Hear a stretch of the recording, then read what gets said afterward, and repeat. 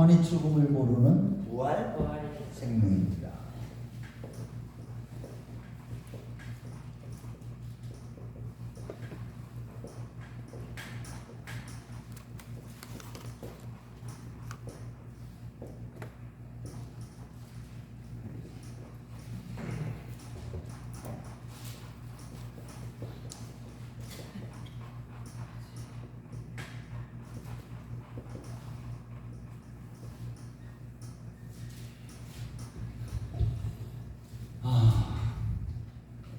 제가 오늘은 목소리를 좀 최대한 낮춰야 됩니다.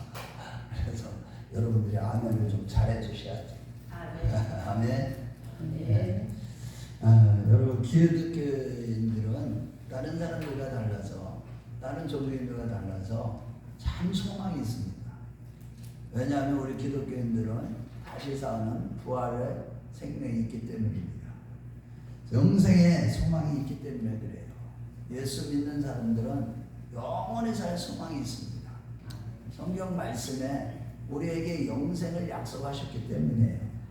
오늘 본문 말씀을 볼 때 11장은 나사로가 죽었을 때 나흘이 지났어요. 그 베다니의 나사로, 이 나사로는 마르다와 마리아의 오라비예요. 그런데 죽었어요. 사흘이나 지나서 예수님이 그곳에 방문했어요. 그런데 이제 그 나사로가 죽은 무덤, 그래서 무덤에 넣어서 이미 이제 썩은 냄새가 막 날 때쯤 했어요. 예수님이 그곳에 가자고 한 거예요. 그러니까 마르다가 무슨 얘기를 하냐면, 아니 마지막 날에 부활할 줄은 우리도 믿나이다. 이미 죽었어요. 사흘이 됐는데 무덤에 못 들어가십니까? 장사도 다 치렀는데. 그러니까 예수님께서 39절 40절에 너희가 내 말을 믿으면 하나님의 영광을 보리니, 그 이전에 뭐라고 그랬어요? 나는 부활이요 생명이니 나를 믿는 자는 죽어도 살겠고 살아서 나를 믿는 자는 영원히 죽지 않으니 이것을 내가 믿느냐? 그러면서 39절 40절에는 너가 내 말을 믿으면 하나님의 영광을 보리니 라는 말씀을 하셨고, 그 말씀 하신 후에 바로 나사로야 나오라. 그러니까 무덤에서 머리를 다 붕대로 등에 메고 팔다리도 다 냄새로 살아서 냄새나는 몸으로 나온 거예요. 자, 이 사건을 통해서 우리는 기독교의 가장 핵심 진리인 부활 생명에 대한 진리의 말씀을 우리에게 주시는데, 이 말씀을 우리가 한번 참고해 보겠습니다. 첫째로 이 창세기의 가장 큰 사건은 예수 그리스도의 사건입니다.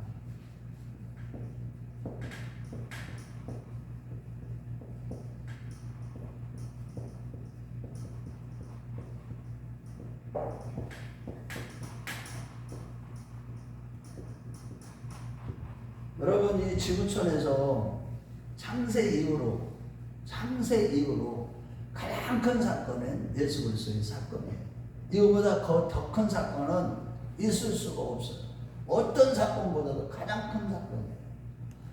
이게 보면 사람은 태어날 때 여자가 남자를 통해서 아이를 낳는 것이 창조의 원리예요. 그런데 예수 그리스도는 이 땅에서 오실 때, 태어나실 때 그 남자를 통해서 온 것이 아니라 성령을 통해서 이 땅에서 태어나셨어요. 메시아로 이 땅에 오실 때 예수 그리스도는 성령으로 말미암아 이 마리아에게 잉태된 상태에서 성령으로 이 땅에 오셨어요. 성령을 통하여서 이 땅에 육신을 입고 오셨어요. 이걸 갖다가 성육신이라고 해요. 성육신의 비밀, 성육신의 신비예요. 육신을 입고 이 땅에 오셨어요. 육신을 입을 때 어떻게 입었느냐? 보통 사람처럼 여자의 후손으로 와야 되니까 보통 사람처럼 오면 안 돼요. 약속대로 여자의 후손으로 와야 되니까. 마리아를 통해서 올 때 요셉은 물론 남편 요셉이 정혼한 남편이 있었지만 동침하기 전이었어요. 그래서 성령으로 먼저 잉태한 겁니다. 그래서 이 땅에 오셨어요. 그래가지고 이 예수님은 이 땅에 오셔서 더 이제 공생애를 살기 전에 총 33년의 생애를 사셨는데 33년 동안의 생애 가운데 30년은 사생활이죠.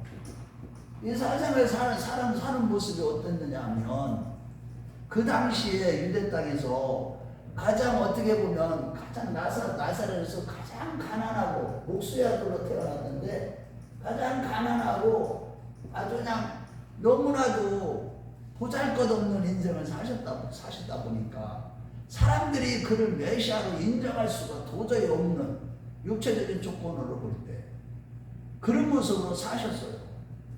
그러나 공생애는 몇 년이에요? 공생애는 몇 년을 하고 그래요? 3년인데 사실은 3년 6개월 정도 됩니다. 하여튼 3년 동안에는 예수님은 사람들, 가난한 사람들, 병든 사람들, 무지한 사람들, 소망 없이 살아가는 사람들, 영혼이 아주 말라 비틀어져서 꼬드라져서 천국에 대한 소망도 희미한 사람들에게 생명의 역사를 일으켰어요. 생명의 역사. 살아계신 하나님을 보게 하시고 살아계신 하나님을 예수님을 통해서 보게 하시고 천국의 소망을 갖게 하셨어요. 살아계신 하나님, 친히 살아계신 하나님을 보여주셨고 천국에 대한 소망을 갖게 하셨어요. 영혼인들이 다 꼬드라져서 아주 비틀어져가지고 도저히 천국에 대한 소망을 가질 수 없는 인생들, 병든 자들, 가난한 자들, 보잘것없는 자들, 질병에 걸려서 어둠 가운데 방황하는 인생들을 위해서 이 공생의 기간 동안에 이 엄청난 사건을 다 보여주셨어요. 우리 마태복음 9장 35절로 가봐요. 그때 병든 자를 고치시고 복음을 전파하시고 모든 약한 자들을 다 고치셨다고 했어요. 우리 한번 보겠습니다. 마태복음 9장 35절. 예수님이 공생의 기간 동안에 하신 말씀은 요약한 말씀이에요. 자, 9장 35절. 자, 보세요. 마태복음 제일 앞에죠. 신약성경. 같이 읽어봐요. 시작. 예수께서 모든 도시와 마을에 두루다니사 그들의 회당에서 가르치시며 천국 복음을 전파하시며 모든 병과 모든 약한 것을 고치시니라. 왜냐하면 그 이유가 36절에 있어요. 무리를 보시고 불쌍히 여기시니 이는 그들의 목자 없는 양과 같이 고생하며 기진하니라. 우리 예수님은 공생애기였다네. 태어날 때 성신에 놀라운 아주 초자연적인 사건을 일으켜 주셨고 또 공생의 기간 동안에도 살아계신 하나님을 보여주시고 천국에 대한 소망을 갖게 하셨고 세 번째로 이제 운명하실 때 마지막 33년 마지막에 예수님이 하나님의 때가 돼서 부르심을 받을 때 억조 창세 이후로 모든 인류 즉 아담의 범죄 이후로부터 시작을 해서 이제 마지막 끝날까지 태어날 모든 인류의 죄를 다 짊어지시고 율법의 저주를 다 몸으로 다 받으시고 율법의 저주를 다 받으시고 율법의 의를 다 그 결과 율법의 의를 이루시고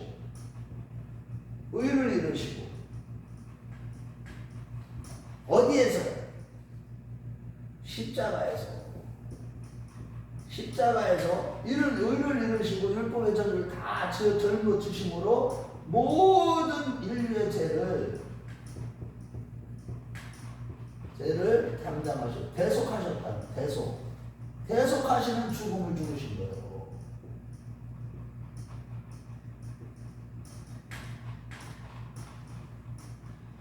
모든 인류의 죄를 대속하시는 죽음을 십자가에서 죽으신 겁니다.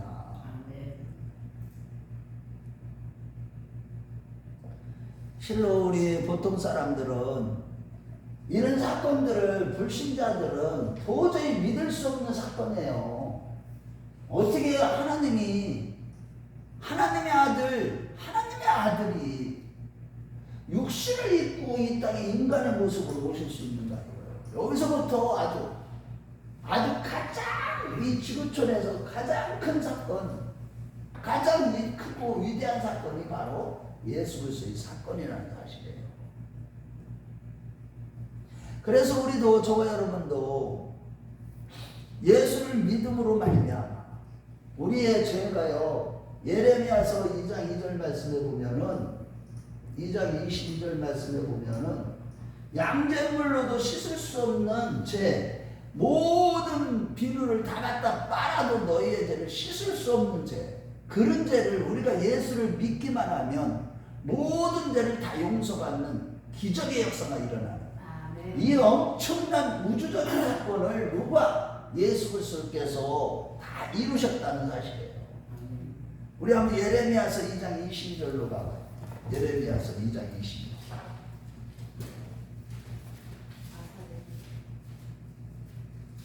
구약성경 1060페이지쯤에 있어요. 1050페이지쯤에 22절, 51절, 51페이지. 한번 같이 읽어봐요. 우리 사람들이 짓는 죄는 아무리 우리가 도덕적으로 윤리적으로 아무리 옳게 살아도요, 우리 죄는 씻을 수가 없어요. 우리의 죄는요, 우리가 육체를 벗지 않으면 씻어질 수 없는 죄예요. 그래서 예레미야 선지자를 통해서 이스라엘 백성들이 뭐 율법을 지키고 뭐 하나님 앞에 뭐 착하게 살았네, 의롭게 살았네 해니까 이 예레미야를 통해서 성령께서 말씀하시는 거예요. 2장 22절 시작. 주 여호와의 말씀입니다. 내가 제물로 스스로 씻으며 내가 많은 비누를 쓸지라도 내 죄악이 내 앞에 길 그대로 있으리니. 우리 인간들의 죄는요, 이런 양잿물로도 씻을 수 없는 죄를 예수를 믿음으로 말미암아 예수님과 예수님의 십자가의 그 구속의 사건, 그 십자가의 보혈의 피를 믿음으로 말미암아 우리 죄가 한꺼번에 단번에 싹 씻어진다는 사실이에요. 이것보다도 위대한 사건이 어디 있겠습니까? 이런 사건을 어디에서 이루셨습니까? 십자가에서 다 이루십니다. 그래서 창세기의 가장 크고 위대한 사건은 예수 그리스도의 사건인 것입니다. 아멘. 자, 두 번째.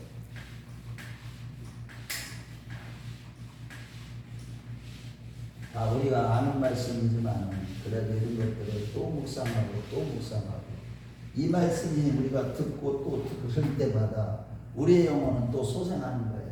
아멘. 아멘. 자, 두 번째로는 부활 생명이 나타났어요. 죽음으로 끝난 게 아니에요. 예수 그리스도 통해서 부활 생명이 나타난 거예요.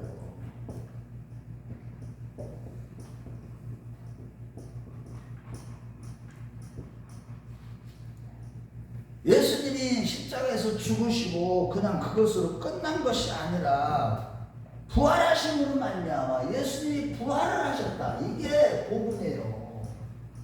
고린도전서 15장 3절 말씀.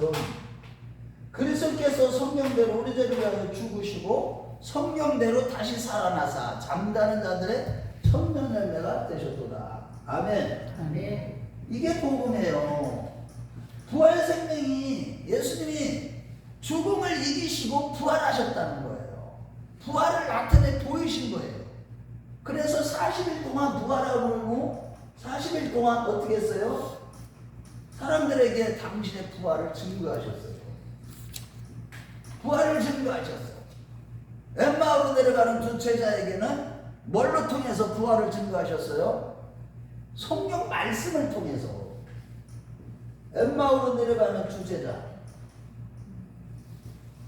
제자에게는 말씀을 통해서 부활 생명을 증거하셨어요. 말씀을 통해서. 그 누가복음 24장 우리 한번 좀 대충 한번 보겠어요. 13절부터 35절인데 다 예수님이 엠마오로 내려가는 제자에게 그것을 예수님이 곁에가 부활하신 예수님에 대해서 믿음이 없으니까 그냥 예수님이 돌아가셨다고 그냥 너무 슬픈 마음으로 저기 돌아가는 거예요. 그러니까 예수님이 자 보세요. 25절과 26절 우리 한번 같이 읽어봐요. 시작. 자 같이 읽어봐요. 시작. 이르시되 미련하고 선지자들이 말한 모든 것을 마음에 더듬 있는 자들이요 그리스도가 이런 고난을 받고 자기 영광에 들어가야 할 것이 아니냐 하고 그 다음에 27절 같이 읽어봐요. 시작. 왜 안 읽어요? 몇 장? 누가복음 24장. 내가 24장 25절 26절 안 했어요? 내가 25절 26절 읽었으니까 27절 한번 읽어봐요. 시작. 이에 모세와 모든 선지자의 글로 시작하여 모든 성경에 쓴 바 자기에 관한 것을 자세히 설명하십니다. 말씀으로 예수님의 부활을 증거하셨어요. 부활하심에 대해서. 그러고 예수님의 부활하심을 믿지 못한 제자가 있었죠. 누구예요? 도마죠. 도마에게는 요한복음 20장에 가보면 한번 가봐요. 20장 26절에서 28절. 친히 상처를 보여주시면서 증거하셨어요. 자, 우리 한번 보겠습니다. 보지 않고 믿는 자가 복되도다. 그래서 거기서 나온 거예요. 너는 본고로 믿느냐? 보지 않고 믿는 자가 복되도다. 아멘. 네. 자, 20장을 가봐요. 26장 26절에서 28절. 요한복음. 자, 시작. 여드레를 지나서 제자들이 다시 집에 있을 때에 도마도 함께 있고 문들이 닫혔는데 예수께서 오사 가운데 서서 이르시되 너에게 평강 있을지어다 하시고 도마에게 이르시되 내 손가락을 이리 내밀어 내 손을 보고 내 손을 내밀어 내 옆구리에 넣어 보라. 그리하여 믿는 자가 되지 말고 믿는 자가 되라. 아멘. 그러고 제자들에게는 생선을 드심으로 말미암아 부활을 증거하셨죠. 육신을 내가 말하라. 너희들 생선을 내게 가져왔고 그러면서 직접 드시면서 생선을 드시면서 예수님의 부활을 증거하셨어요. 그게 누가복음 24장 이제 35, 36절부터 마지막 절까지 누가복음.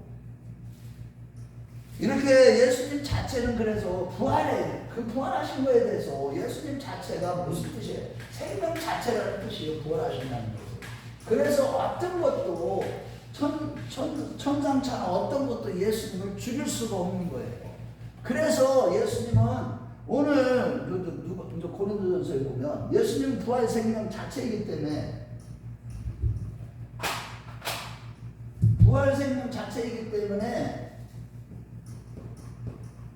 어떤 것도 천상천하 어떤 것도 예수님을 죽일 수가 없어. 오히려 죽음의 사망에 대해서 호통을 치시는 분이에요. 사망아 너희 이기는 것이 어디냐? 사망아 너의 쏘는 것이 어디냐?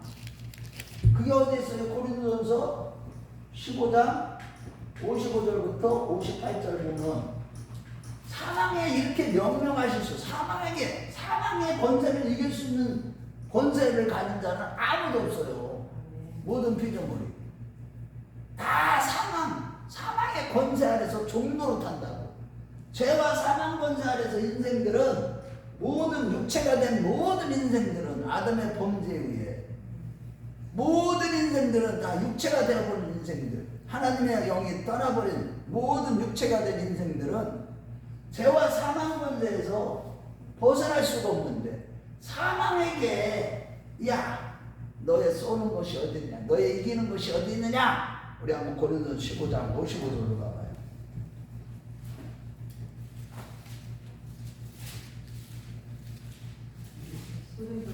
로마서 다음에 고린도전서예요. 고린도전서는 신약성경 신약성경 282쪽에 고린도전서 15장이 있는데 55절부터 58절까지 읽어봐요. 15장 부활장이라고 그래요. 고린도전서 15장 55절부터 한번 읽어보겠어요. 너의 승리가 어디 있느냐? 너의 쏘는 것이 어디 있느냐? 이렇게 호통칠 수 있는 분은 누구뿐이 없어요. 천상천하 예수 그리스도 한 분뿐이십니다. 같이 읽겠어요. 시작. 사망아 너의 승리가 어디 있느냐? 사망아 내가 쏘는 것이 어디 있느냐? 사망이 쏘는 것은 죄요. 죄의 본능은 율법이라. 우리 주 예수 그리스도로 말미암아 우리에게 승리를 주시는 하나님께 감사하는. 그러므로 내 사랑하는 형제들아 견실하며 흔들리지 말고 항상 주의 더욱 힘쓰는 자들이 되라. 이는 너희 수고가 주안에서 헛되지 않은 줄을 알미라. 할렐루야. 그래서 여러분 예수 그리스도의 이 생명이 누구를 살립니까? 여러분들 잘 알다시피 죽은 자를 살리는 거. 이 요한복음 5장에 4장이에요, 5장이에요. 거기 가보면 누구부터 저기 살렸어요? 제일 먼저 야이로, 해당장 야이로의 딸을 살려버렸죠. 그것이 마태복음 5장 35절. 야이로의 딸을 살렸죠. 예수님이 생명의 주인이 되신 예수님께서 예수님이 생명의 주인이 되신 것이죠. 생명 자체이시고 생명의 주인이 되신 예수님께서 야이로, 해당장 야이로의 딸을 살리셨어요. 마태복음 5장 35절 이후에 보면 43절까지 거기에 보면 해당장 야이로의 딸이 이미 죽었어. 그런데 예수님이 살리셨어요. 그걸 어떻게 살았어요? 해당장 야이로가 믿었을 때 예수님이 내 딸이 살아났느니라. 믿었을 때, 그 말씀을 선포하셨을 때, 믿었을 때, 그때 살아나는 거예요. 이게 생명의 주인이 되신 거예요. 두 번째는 또 누구를 살렸어요? 나 인생의 가부. 예수 그리스도의 생명의 주인 예수님이 나 인생의 가부. 가부의 누굴? 아들. 왜 아들이에요? 독자. 아들을 살리셨어요. 이 누가복음 7장에 있죠. 나중에 집에 갔다. 이렇게 우리 주님은 부활 생명 자체이시고 생명의 주인이 되신다는 거예요. 오늘 본문에서도 뭐라고 그랬어요? 정말로 예수님이 가는 곳마다 무슨 일이 일어났어요? 부활 생명의 역사가 일어난 겁니다.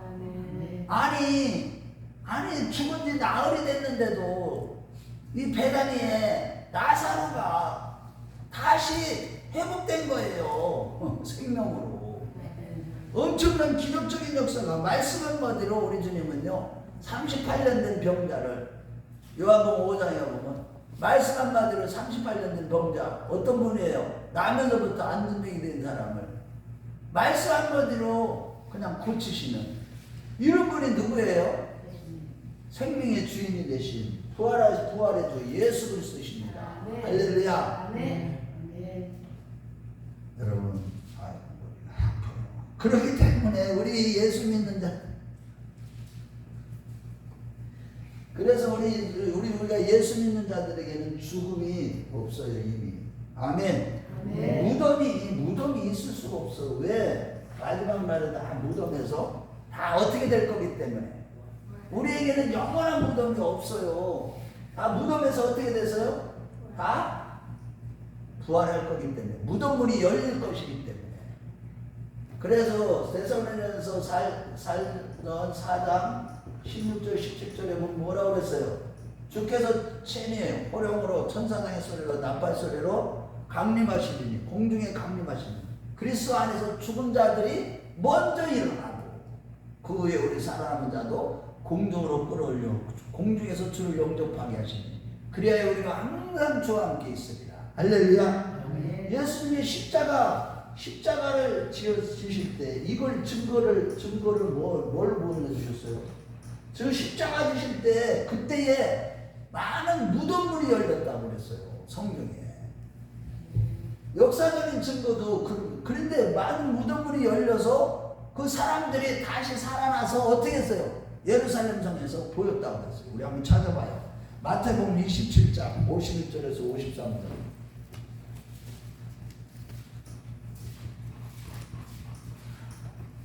마태복음 27장 51절에서 53절. 예수님이 십자가에서 죽으실 때 내가 다 이루셨다 하실 때 그때 어떤 기적이 역사 났어요? 이런 것들은 사람들 다 잊어버려요. 성소가 위에서부터 아래로 막 찢어졌을 때 그러니까 이제 하나님과 우리 인간 사이에 모든 막힌 담을 다 뚫어버렸을 때 이제 하나님 앞에 담대히 나갈 수 있는 길을 예수님이 다 열어놓으셨을 때 어떤 일이 일어났어요? 기적적으로. 자 51절에서 53절까지 한번 읽어봐요. 시작. 이에 성소의 등이 위로부터 아래까지 찢어져 들이대고 땅이 진동하며 바위가 터지고 무덤들이 열리며 자던 성도의 몸이 많이 일어나되 예수의 부활 후에 그들이 무덤에서 나와서 거룩한 성에 들어가 많은 사람에게 보이니라. 이게 증거예요. 자, 부활 생명을 나타났고 예수님이 죽으시고 끝난 것이 아니에요. 이거는 우리가 부활이 있다는 거예요. 부활 생명이 우리에게 있기 때문에 무덤이 우리에게 있을 수가 없어요. 무덤에 머물러 있을 수가 없어요. 자, 세 번째로는 이제 예수님이 자기 자신에 대한 선언을 하시는 거예요. 오늘 본문에 보면 위대한 예수 그리스도의 위대한 자기선.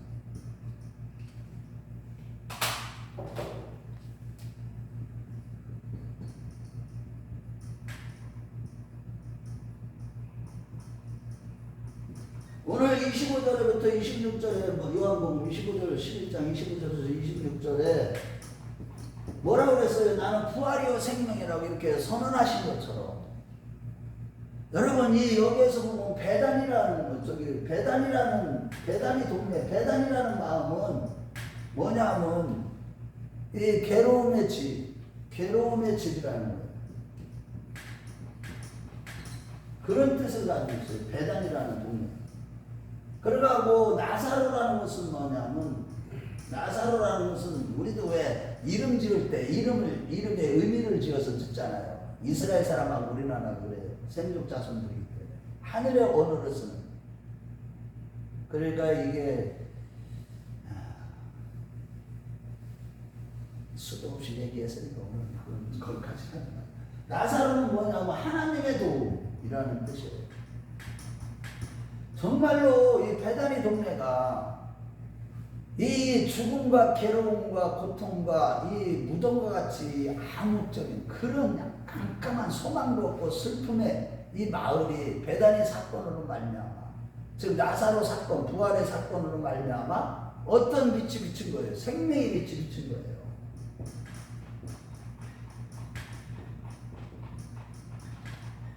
죽음의 마을이 그 동네가 예수님이 그러시면서 이런 사건으로 예수님 자신이 나는 부활이요 생명이다. 이러한 위대한 자기선언을 하시는 겁니다. 그러면서 이 예수님은 위대한 자기선언을 할 때 요한복음에 가면은 7가지를 다또 저기 하는데 그 7이라는 숫자도 중요하지만 여기 나는 부활이요 생명이 이걸 포함을 해서 제일 먼저 마태복음 요한복음 6장 35절에 뭐라고 그랬어요? 오병이어 기적을 일으키시고 난 다음에 나는 생명의 떡이다 라고 자기 선언을 합니다. 예수님만이 생명의 떡입니다. 아멘. 예수님만을 내 살을 먹고 내 피를 마시는 자마다 영생을 얻는다. 그 의미가 뭐예요? 생명의 떡이 뭐예요? 예수님의 피가 뭐냐고. 요한계시록 19장이에요. 거기가 보면 이 피는 뭐예요? 예수님의 몸이에요. 말씀이에요. 말씀. 아멘. 말씀을 먹는 자마다 영생을 얻는다 이 얘기예요. 예수님 자체가 생명수가 되시고 생명의 떡이 되시는 거예요. 두 번째로는 예수님은 요한복음 8장 12절에 보면은 뭐라고 그랬어요? 나는 세상의 빛이시다. 세상의 빛이다. 예수님만이 빛이 되시는 거예요. 아멘. 예수를 믿는 자들은 뭐예요? 우리 안에 누가 오셨기 때문에 빛 대신 예수님이 오셨기 때문에 우리도 너희는 세상의 빛이요. 아멘. 우리는 세상의 빛이 되는 거예요. 그래서 우리가요 예수를 믿는다는 이 자체가요 영적으로 실존적으로 우리를 딱 보면 영적인 눈을 열어서 보면 우리 사람들마다 빛의 이게 광채가 달라요. 얼굴만 봐도 예수님으로 충만한 사람들, 늘 기도한 사람들, 늘 찬양하는 사람들, 늘 찬송 속에 사는 사람들, 늘 기도하며 무시로 기도하며 성령으로 기도하는 사람, 늘 예배를 드리는 사람, 늘 말씀을 보는 사람들은 얼굴에서 빛이 나요. 왜냐하면 이 마귀로 쓰인 사람들, 세상에 거든 세상은 다 어둠이거든요. 세상의 것 아무나 좋은 거 다 갖다 지식을 쌓아 먹고 뭐 과학자, 철학자 뭐 아무나 쌓으면 쌓을수록 어떻게 돼요? 더 공고해요. 갈급해져. 아주 그냥 영혼이 핍절해진다. 그러니까 얼굴에서 빛이 나야 안 나요. 그 억지로 빛을 내려니까 어떻게 돼요? 얼굴을 꾸미는 거야. 하잖아. 겉만 내고 해체랑 묻었네. 세상 사람. 우리는요 세상의 빛이에요. 우리가 뭐 내가 빛이 전혀 없다니까. 나는 빛이라는 게 없다니까. 내 안에는 전부 다 어둠이. 그런데 어둠에 빛이 오셨다니까. 할렐루야. 그래서 이제 10장에 가보면 요한복음 10장에 10장 7절부터 9절입니다. 여기 보면 예수님은 양의 문이라고 선포하셔요. 양의 문. 아멘. 양들의 문이 돼요. 예수님을 통과하지 않고는 어디 들어갈 수 없다는 거예요. 천국에 갈 수 없다는 거예요. 아멘. 예수님만이 우리의 문이 되는 거예요. 천국 문이 되시는 거예요. 양의 문. 소리를 안 들려요. 이게 습관이 돼요. 요한복음 10장에 보면 또 뭐라고 그랬어요? 나는 선한 목자다. 예수님만이 목자가 된다는 거예요. 참 목자가 되시는 거예요. 아멘. 우리를 어디로 인도하시는 거예요? 매일매 순간마다 쉴만한 물가로. 아멘. 꼴이 풍성한 데로 우리를 인도하셔요. 예수님은 진짜 주님의 양은요 생명수가 흘러 넘치는 곳, 말씀이 있는 곳으로만 우리를 인도하셔. 아멘. 말씀이 복음이 아닌 가짜 복음이야. 그런 데에 막 끌려가는 것들은 마귀한테 끌려가는 거요. 따져보면 예수님만이 참 목자가 되시는 거예요. 아멘. 한번 찾아보겠어요. 선한 목자 요한복음 10장 11절 10장 10절에서 11절. 예수님만이 선한 목자예요. 아멘. 자기 선언을 하시는 거예요. 요한복음 10장으로 가봐요. 아이고야. 10절부터 11절. 자, 같이 시작. 도둑이 오는 것은 도둑질하고 죽이고 멸망시키려는 것뿐이요 내가 온 것은 양으로 생명을 얻게 하고 더 풍성히 얻게 하려는 것이다.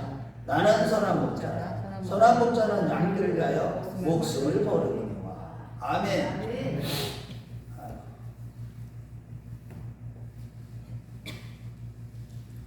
자, 그 다음에 다섯 번째로 예수님은 요한복음 15장 5절에 15장 5절 하면 뭐 생각나는 거 있어요?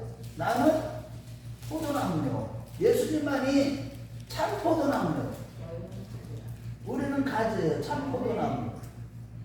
포도나무가 가지가 포도나무에 붙어 있어야만 영생을 얻는 거예요. 생명수를 공급받는 거예요.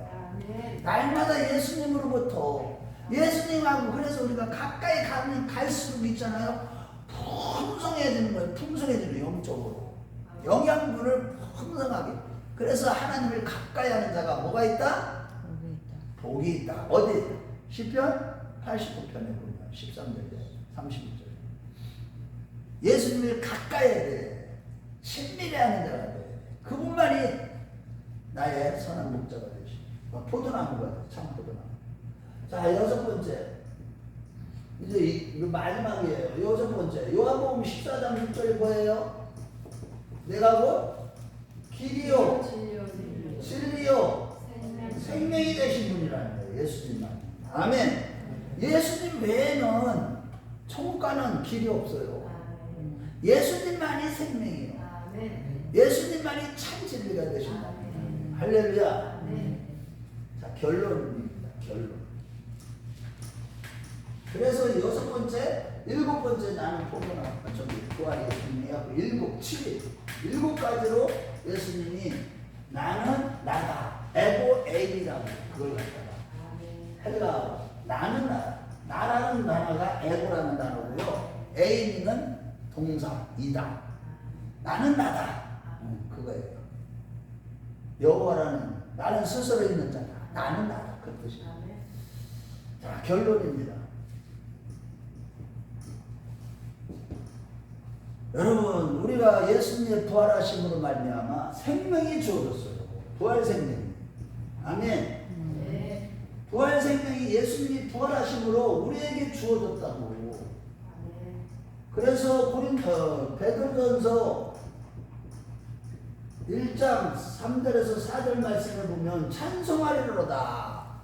하나님 곧 우리 주 아버지께서 우리 주 예수 그리스도의 아버지께서 어떻게 하셨다고요? 부활하심으로 말미암아 죽은 자 가운데서 부활하신 예수 그리스도의 죽은 자 가운데 부활하심으로 말미암아 우리에게 새 생명이 주어졌다. 아멘. 거듭나게 하사 산소망이 있게 하셨다. 아멘. 거듭나게 하셔가지고 산소망이 있게 하셨어요. 산소망. 할렐루야. 산소망이 있게 하셨대요. 그러면서 뭐라고 그래서요? 이제는 썩지 않고 더럽지 않고 쇠하지 아니하는 영원한 기업을 얻게 하셨나니. 할렐루야. 아멘. 천국에 대한 예수님이 부활하심으로 말미암아 산소망을 갖게 됐는데 영원한 기업, 썩지 않고 쇠하지 않고 더럽지 아니하는 그거에 대한 기업을 얻게 하셨다는 거예요. 아멘. 야, 예수님이 이게 다 부활하신 결과라는 거예요. 예수님이 부활하시지 않았다면 우리는 어떻게 돼요? 산소망을 갈 수 있어요, 없어요? 없어요. 예수님 죽고 끝나버렸으면. 부활하시지 않았다면 가면 찾아봐야 돼. 베드로전서 1장 3절 4절. 여러분들 다 아는 거지만 찾아보세요. 그래서 그걸 또 읽고 또 읽고 또 읽어야 돼. 아멘. 아이고야.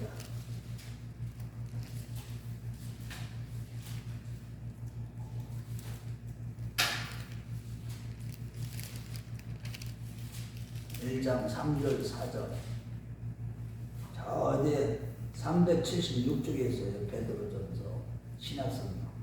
자 시작.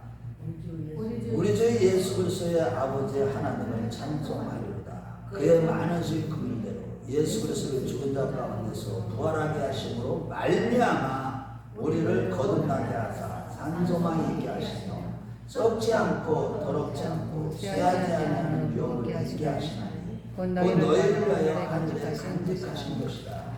그래서 성도는요 영생의 부활이 있어요. 영생의 이 생명이 영생의 부활의 소망이 있어요.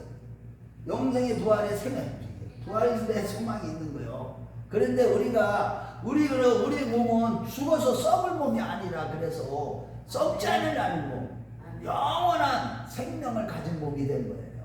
아멘. 썩지 아니하는. 왜? 누가 오심으로? 예수 그리스도께서 오심으로. 그래서 차라리 죽어도 유익하다라는 고백이 나오는 거예요. 빌립보서 1장 12절 말씀에 보면은 21절. 빌립보서 1장 21절 말씀에 보면 사도 바울이 그래서 그런 고백을 하는 거예요. 뭐라고 그랬어? 이는 내가 사는 것이 그리스도니 죽는 것도 유익하니라. 아멘. 내가 사는 게 아니라 그리스도에 사는 거니까 죽는 것도 유익해. 왜? 그리스도와 함께 영원히 바로 죽자마자 영원히 그리스도와 함께 있으니까. 차라리 그래서 떠나가서 그리스도와 함께 있기를 더 원했지만은 나에게 주신 사명이 하나님 앞에 열배일진데 어떻게 먼저 갈 수 있겠느냐. 그 사명 감당해야지. 바울사도 마음은요. 진짜 여러분들이 이 이름 고백을 해야 돼. 진짜 있잖아요. 천국 가기 위해서 예수 믿는 게 아니라 예수님을 보고 싶어서 예수 믿어야 돼.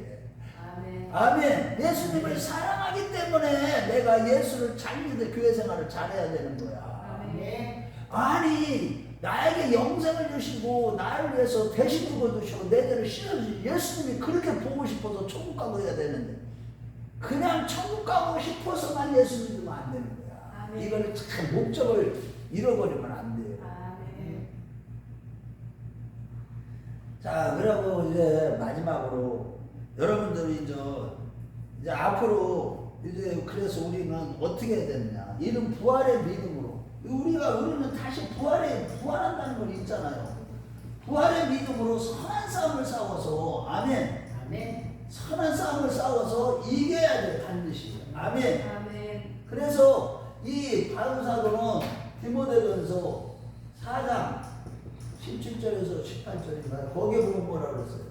내가 믿음의 선한 싸움을 싸우고 달려갈 길을 다 달려왔으니 이제 후에 나를 위하여서 의의 멸류관이 예비되었는데 나뿐만 아니라 나와 같은 믿음을 가진 자에게로도 이런 의의 멸류관을 주실 것이다. 아멘. 이렇게 말씀하시는 거예요. 저와 여러분들이 이러한 부활의 믿음으로 궁극적으로 반드시 의의 멸류관을 다 받는 우리 모두가 되시길 주의 이름으로 축원합니다. 네.